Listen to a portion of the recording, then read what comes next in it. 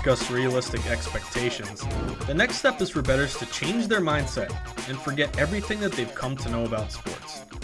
Think of the neuralizer device in the movie Men in Black, the pen-like instrument that flashes before your eyes and then erases your memory. You have to break down your long-held beliefs and rebuild your thought process from ground zero, learning to see things through a different lens. The main idea is to abandon conventional wisdom and rid yourself of subjectivity and bias. This means approaching bets with a completely objective and analytical perspective. Never go into a bet with a preconceived notion of who will win, who should win, or who you want to win. This will only hold you back and force you to make uninformed decisions. Take emotion out of it. Enter every bet with a clear and open mind. In the movie The Matrix, the main character Neo is offered a blue pill or a red pill by Morpheus. Neo must decide whether to take the blue pill, which will allow him to remain in the blissful ignorance of his dream world, or take the red pill, which allows him to leave the comfortable dream state and enter the real world, finally seeing for himself the reality of life he never knew existed. Through no fault of their own, the betting public, also known as average Joes, casual bettors, recreational bettors, or simply the public for short, chooses the blue pill. They bet for fun and bet based on gut instinct, bias, favoritism, and emotional attachment. Professional bettors, known as pros, sharps, wise guys, or whales, have long ago chosen the red pill. They see betting not for what it should be or what they want it to be, but for what it is. They bet based on analytics and hard data. They bet numbers, not teams. Every new bettor starts in the same position, as a casual, public, recreational player. And no one becomes a wise guy overnight. It takes time. The goal is to put yourself on the path toward enlightenment and get 0.01% sharper each day. The first step is lifting the veil and choosing the red pill, just like Neo. First and foremost, bettors must let go of their long-held allegiances and never bet like a fan. It's natural to want to bet on your favorite teams, but it's just not smart. If your only reason for betting on the Lakers is because you're from Los Angeles and you grew up rooting for them, you're already jeopardizing your bet by injecting personal bias into the equation.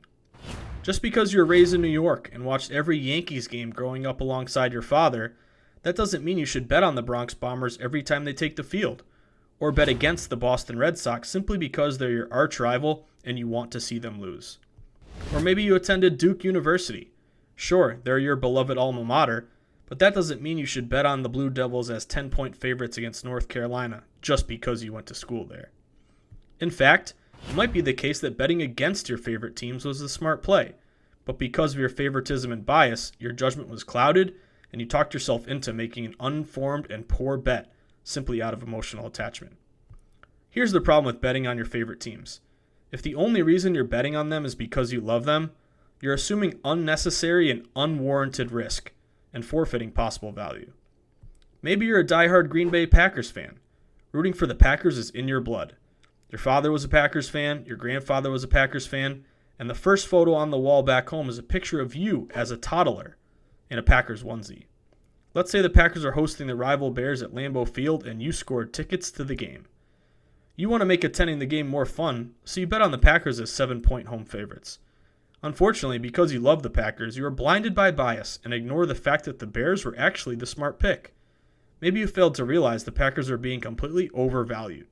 They opened as a 6-point favorite and moved to -7, which means you are betting the worst of the number at this point. Or maybe Green Bay opened at -8 and fell to -7, which would be a result of sharp action from pro bettors siding with the Bears. Maybe Green Bay is down several players due to injury. Maybe the total is low, which historically favors an underdog like the Bears. Maybe you overlook the fact that underdogs inside the division play much better than underdogs outside the division, especially when they're unpopular and on the road. If you really did your homework and approached the bet with clear eyes, all signs were pointing to the Bears +7 being the smart bet. But because you love the Packers and you wanted to root for them, you bet Green Bay -7. These are just a few of the many reasons why betting on your favorite teams for no other reason than you loving them is a dangerous idea. You ignore meaningful data and often bet bad numbers without even knowing it.